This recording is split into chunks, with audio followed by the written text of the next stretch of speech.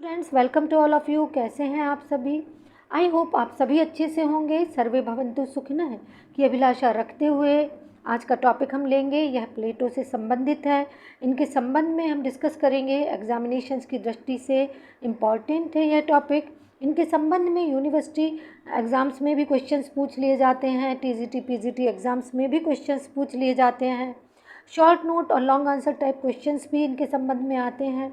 कुल मिलाकर important topic है और एग्जामिनेशंस में घुमा फिरा कर इनके संबंध में क्वेश्चंस आ ही जाते हैं। But before starting the session I would like to say that please like, subscribe, share and motivate channel for new update. It will be beneficial for you. You are most welcome for your suggestions and comments for teaching learning perspective. Maxi ने प्लेटो के संबंध में एक बड़ा प्रसिद्ध कथन कहा है कि सुकरात ने प्लेटो के रूप में फिर शरीर धारण किया। प्लेटो महान अन्वेषक, सुकरात के साहित्यिक दार्शनिक कार्य को पूरा करने वाला था। देखिए, बड़ी इम्पॉर्टेंट बात कही है मैक्सी ने, और इस तरह से उन्होंने कहीं ना कहीं पुनर्जन्म की अवधारणा को भी इसमें प्रतिपादित किया कि सुकरात के जो कार्य अधूरे रह गए थे उन्हें प्लेटो ने पूरा किया। खैर, यह तो एक स्टेटमेंट था। प्लेटो के संबंध में डिस्कस करने से पहले, उनके जन्म के बारे में जानने से पहले, उनकी बैकग्राउंड के संबंध में एक संक्षिप्त परिचय जान लेते हैं कि what is the brief introduction of Plato. तो ईसा पूर्व 4वीं और 5वीं शताब्दी न केवल प्राचीन यूनान के लिए एक क्लासिक युग कही जाती है, वरन मानव इतिहास के लिए भी एक गौरवपूर्ण समय माना जाता है। तो इस तरह से हम कह सकते हैं कि वह युग मानव इतिहास की दृष्टि से भी गौरवशाली था। इस युग ने जहाँ सिकंदर जैसे महान शासकों को उत्पन्न किया, वहीं पैराक्लीस जैसे प्रजातांत्रिक नेताओं को भी जन्म दिया। ये बात सर्वविदित है। लेकिन यूनान इसलिए भी प्रसिद्ध है कि वहाँ सुकरात, प्लेटो और एरिस्टोटल जैसे महान दार्शनिकों का जन्म हुआ। राजनीतिक दृष्टि से यदि देखें तो यूनान को राजनीतिक प्रयोगशाला कहा जाता था, पॉलिटिकल लेबोरेटरी विद्वानों ने इसे माना है। प्लेटो न केवल यूनान का दार्शनिक माना जाता है, वरन समूचे विश्व का, या ये कहें कि पश्चिमी जगत का प्रथम राजनीतिक दार्शनिक माना जाता है। ऐसा क्यों है? ऐसा इसलिए है कि उनसे पूर्व, किससे पूर्व, यानी प्लेटो से पूर्व किसी ने भी पश्चिम के राजनीतिक दर्शन के संबंध में, या ये कहें कि पूर्व और पश्चिम के राजनीतिक दर्शन के संबंध में इस तरह से तर्क संगत प्रतिपादन नहीं किया जितना तर्क संगत या व्यवस्थित प्रतिपादन डिस्क्रिप्शन प्लेटो के द्वारा किया गया। प्लेटो के संबंध में इससे भी अधिक महत्वपूर्ण तथ्य ये भी विद्वान मानते हैं कि उनका राजनीतिक चिंतन मानव कल्याण से संबंधित था। देखिए, मैं इस संदर्भ में पहले भी प्रतिपादित कर चुकी हूँ कि जो भी अवधारणा मानव कल्याण से संबंधित होती है, मानवता के वेलफेयर से संबंधित होती है, वह अवधारणा महत्वपूर्ण है, यूनिवर्सल है। उनका ये कथन कि राज्य व्यक्ति का एक विराट रूप है, प्लेटो ने ऐसा कहा कि राज्य व्यक्ति का एक विराट रूप है। इससे ये स्पष्ट होता है कि जिस प्रकार एक आदर्श व्यक्ति में सतोगुण, रजोगुण, तमोगुण का मेल होना चाहिए, समन्वय होना चाहिए, उसी तरह से आदर्श राज्य में भी इन तीनों गुणों का सामंजस्य तथा सतोगुण की प्रधानता अवश्य होनी चाहिए, और यही एक शाश्वत सत्य है। एक्चुअली बात ये थी कि प्लेटो ने अपने जीवन का सबसे अधिक नाजुक दौर देखा था, या इसे ऐसे कहें कि प्लेटो ने अपने जीवन में यूनान के इतिहास का एक अत्यंत नाजुक दौर देखा था। उन्होंने अपनी आँखों से एथेंस को स्पार्टा के सामने घुटने टेकते हुए देखा, अपने प्रिय गुरु और अपनी दृष्टि में श्रेष्ठतम मानव सुकरात को विष का प्याला पीते हुए देखा। उन्होंने एथेंस में 30 आतताइयों के आदर्शों का, या ये कहें कि उनकी थॉट्स का पराभव होते हुए देखा।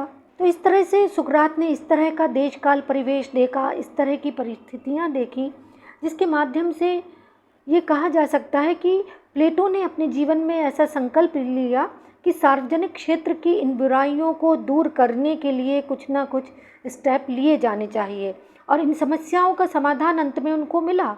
और बाद में उन्होंने दार्शनिक राजा की अवधारणा को प्रतिपादित किया।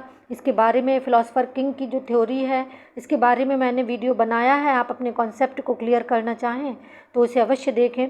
तो दार्शनिक राजा की अवधारणा में और उससे संबंधित संकल्पना में उन्होंने ये प्रतिपादन किया। किसने किया? प्लेटो ने ये प्रतिपादन किया कि शासन का कार्य एक विशेष कला होने के कारण सर्वाधिक बुद्धिमान व्यक्तियों के द्वारा किया जाना चाहिए। यानी शासन की जो कला है वो एक सामान्य चीज़ नहीं है, इसे बुद्धिमान व्यक्तियों के माध्यम से संचालित किया जाना चाहिए।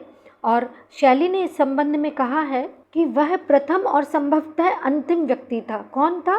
प्लेटो। प्लेटो प्रथम और संभवतः अंतिम व्यक्ति था जिसने इस बात का प्रतिपादन किया कि राज्य पर सर्वाधिक धनवान, सर्वाधिक महत्वाकांक्षी, सर्वाधिक चालाक व्यक्तियों द्वारा नहीं वरन सर्वाधिक बुद्धिमान व्यक्तियों द्वारा शासन किया जाना चाहिए। देखिए, राज्य की अवधारणा या राज्य के शासन की जो अवधारणा है वो निगेटिव वे में, निगेटिव डायरेक्शन में तभी जाती है जबकि उस राज्य के शासन को संचालित करने वाले व्यक्ति धनवान होते हैं।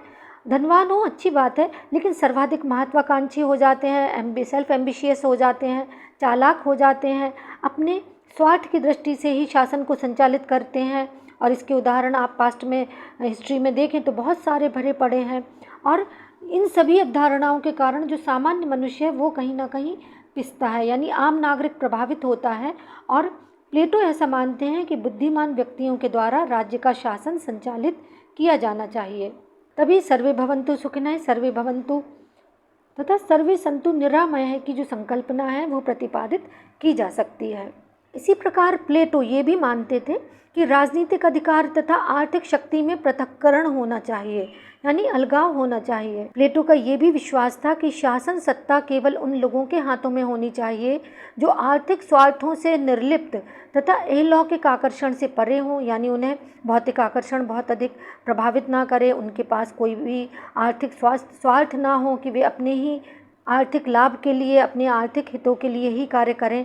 वह ये अमर संदेश देना चाहते थे कि शासन की बागडोर निस्वार्थ लोगों के हाथों में होनी चाहिए जो कि जनता के या प्रजा के हित के बारे में भी सोचें। मैक्सी के शब्दों में प्लेटो आदर्शवादियों, कल्पनावादियों, क्रांतिकारियों और रोमांचकारी राजनेताओं तथा राजनीतिक दर्शन का जनक है। वे सभी जो पुरातन के स्थान पर, पुरातन यानी प्राचीन के स्थान पर नवीन दुनिया के अध्ययन करता है, निश्चित ही प्लेटो के अनुयायी हैं, ऐसा इन्होंने माना है।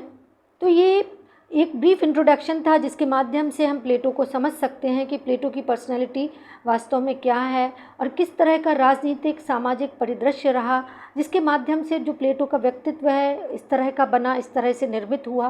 प्लेटो ने कौन सी घटनाएं देखी जिनके माध्यम से उनका एक निश्चित दर्शन बना और एक पॉलिटिकल फिलॉसफी बनी, कैसे उन्होंने फिलॉसफर किंग के बारे में जो कॉन्सेप्ट है वो डेवलप किया।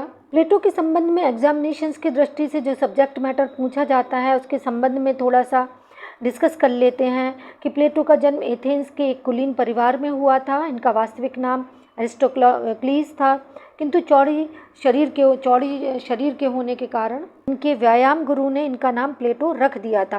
प्रारंभिक शिक्षा के 20 वर्ष की अवस्था में इन्हें विश्वविद्यालय पढ़ने भेजा गया।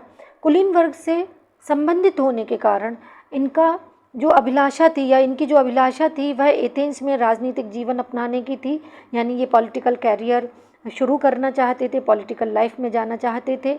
और इनके गुरु का नाम सुकरात था, जिन्हें ये बहुत अधिक पसंद करते थे, लेकिन उनके साथ घटित घटना ने इनके जीवन पर ऐसा आघात लगाया कि इन्होंने अपने जीवन की सारी जो योजनाएं थी, प्लेटो ने अपने जीवन की सारी योजनाएं परिवर्तित कर दी, क्योंकि प्लेटो ने जब देखा कि सुकरात को मृत्युदंड दिया गया जो उन्हें बिल्कुल भी अच्छा नहीं लगा। यही कारण है कि मैक्सी ने लिखा कि प्लेटो में सुकरात पुनः जीवित हो गया।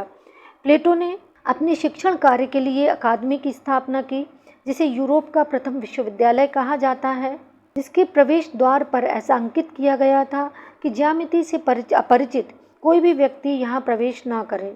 प्लेटो ने जो ग्रंथ लिखे उनको वार्तालाप शैली में लिखा। उनके जो प्रसिद्ध ग्रंथ थे उनमें Republic, Statesman, Laws, Apology, Crito और सोफिस्ट इत्यादि प्रमुख हैं। प्लेटो का जो सबसे प्रसिद्ध ग्रंथ है वह रिपब्लिक है और इसी के कारण प्लेटो विश्वविख्यात हैं। प्लेटो की न्याय संबंधी अवधारणा के संबंध में हम लेटर ऑन डिस्कस करेंगे, क्योंकि इससे संबंधित भी क्वेश्चंस पूछ लिए जाते हैं। आई होप आपका कॉन्सेप्ट क्लियर हुआ होगा। That's all for today. Thank you for being with me. Please take care of yourself.